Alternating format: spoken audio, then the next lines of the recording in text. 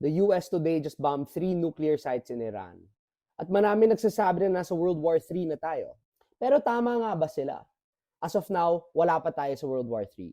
Pero honestly, gets ko yung takot ng tao. Let me explain.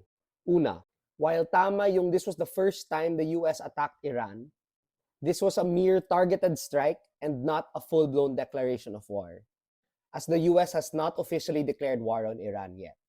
At targeted naman, ang tinamaan lang, 3 nuclear facilities. Isa sa Fordow, pangalawa sa Natanz, at yung sa Isfahan. Wala pa tayong nakikitang full-blown invasion or wala pang mass troop deployment. This was more of a warning shot than the start of a war. Secondly, this was not the first time an act of aggression was committed by the United States on Iran. Noong 2020, sa ilalim din ni President Trump, inassassinate ng US si Qasem Soleimani, isang high-ranking Iranian military commander. At guys, ang tindi nun. Pero kahit ganun kalala, hindi tayo naka-World War III that time. Yes, nagka-retaliation, pero hindi lumawak ang away.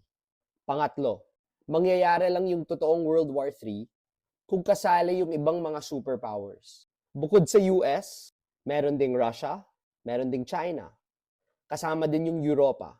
Right now, wala pa tayo doon. In fact, marami sa mga world leaders, including US allies like Britain and Australia, are urging for the de-escalation of conflict. Meaning ayaw nila ng gera. Pati nga si Saudi Arabia, isa sa mga pinakamalaking kalaban ng Iran, gusto rin nila ng de-escalation of conflict. Pero kailangan pa rin nating bantayan ang sitwasyon.